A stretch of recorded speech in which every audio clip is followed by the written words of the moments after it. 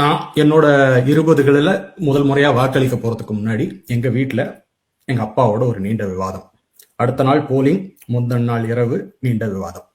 ஏன் திமுகவுக்கு வாக்களிக்கணும் தான் டாபிக். நடுத்தர ஓரளவுக்கு கஷ்டமில்லாத குடும்பம், கஷ்டம் தெரியாம வளர்ந்துட்டேன்ல, அதனால இந்த இந்த மாற்றம் வேணும் ப்ரோ, இன்னைக்கு சில சில்வண்டுகள் பேசிக்கிட்டு இருக்கேன், இதுக்கு மேல நான் இன்னைக்கு பேசினேன்.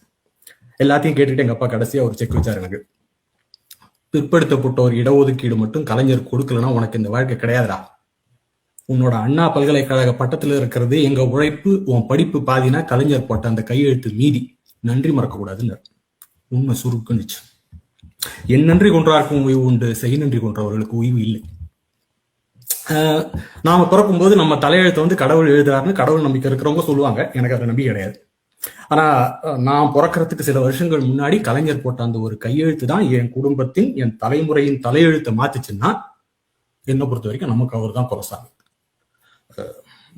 பா விஜய் சொல்லுவார், அவர் கண்ணுக்கு தெரியாத கடவுள் அல்ல, கை கெட்டும் தூரத்தில் கலைஞர்னவர். அப்படி நம் குலம் வாழ வழி செய்த நாம் பார்த்த குலசாமி அவர். எங்க அப்பா 5 கிலோமீட்டர் நடந்து போய் படிச்சார். நான் பஸ்ல சைக்கிள்ல போய் படிச்சேன். என் பையன் இப்போ கார்ல போய் படிக்கிறான். அப்படியே மந்திரத்துல காய்ச்சது இல்லை இந்த மாங்காய். நம்ம பார்க்கணும் இல்லையா, நம்ம கூட வேலை செய்யற மற்ற மாநிலத்து நண்பர்களை, அவங்கள 10ல் 9 பேரு அவங்களோட லாஸ்ட் டைம், பாலா சொன்னாரு இந்த மாதிரி, அவங்களோட லாஸ்ட் டைம் குப்தா, சின்ஹா, சாட்டர்ஜி, பாண்டே, திவாரி இப்படிதான் இருக்காங்க. இங்க நம்ம தானே மாடசாமியின் மகன்களும் குப்புசாமியின் மகள்களும் மண்ணாங்கட்டியின் குழந்தைகளும் இன்னைக்கு ஏசி ரூம்லயும் ஏசி கார்லயும் உட்காந்துட்டு லட்சமா சம்பாதிக்கிறோமே. அப்படியே சுயம்புவா முளைச்சு வந்துடுமா? நாம வேலை செய்யறோம், நம் கிரியா ஊக்கி கேட்டலிஸ்ட் கலைஞர். நாம விளக்கு தெரிதான், ஆனா நம்மள எரிய வைக்கிற அந்த அந்த அந்த தூண்டுகோல் கலைஞர். அப்படிதான் எல்லா ஸ்டேட்லயும் எல்லாரும் தான் கஷ்டப்படுறாங்க. நம்ம தானே எல்லா தட்டுல இருந்து முன்னேறி வரோம். நம்ம அடிக்கடி சொல்லுவோம், மற்ற மாநிலங்கள்லாம் வந்து 10 பேர் 100 அடி எடுத்து வைக்கிறதால வர்ற வளர்ச்சி, நம்ம மாநிலத்துலதான் நம்ம 100 பேர் 10 அடி எடுத்து வைக்கிறதுனால அவங்கள தாண்டிய வளர்ச்சின்னு நினைக்கிறோம்.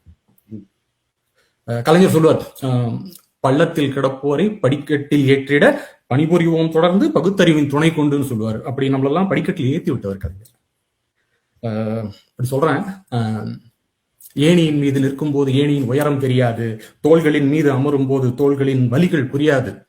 அப்படிதான் நமக்கு அந்த ஏணி கலைஞர், நமக்கு அந்த தோள்கள் கலைஞருடையது. கடைசி வரை நன்றி மறக்க மாட்டோம்.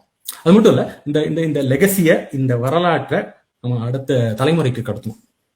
திரும்பி பாக்குறேன், நான் இந்த திராவிடத்தின் அருமையை உணர்ந்ததுங்கிறது அன்னைக்கு எங்க அப்பா என்கிட்ட அந்த அந்த அந்த நைட்டு பேசின அரசியல்.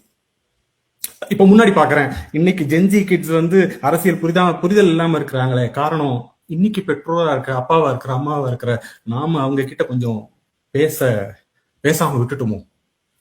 வெற்றிடத்தை காற்று நிரப்பும், அந்த அந்த விஷ காற்று பரவும் போது நாம தான் அதுக்கு முன்னாடி அந்த அடுத்த தலைமுறைக்கு ஆன்டி வைரஸை போட்டு செலுத்தணும். வீட்டில் அரசியல் பேசணும். நம் வாழ்வுக்கும் வசதிக்கும் இந்த இந்த திராவிடமும் கலைஞர் உள்ளிட்ட இந்த தலைவர்களும் நமக்கு என்னெல்லாம் செஞ்சாங்க அப்படிங்கிறத நாம நம்ம பசங்களுக்கு சொல்லிக் கொடுக்கணும், சொல்லிக் கொடுக்குறோம். இப்படி முடிக்கிறேன்.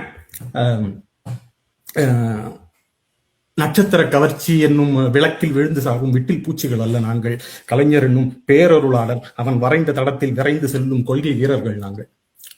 இந்த கொள்கை நிற்கும், இந்த இயக்கம் வாழும், நாங்க இருக்கிறோம், எங்க சந்ததிகள் இருக்கிறது, விட்டுட மாட்டோம். நன்றி, வணக்கம்.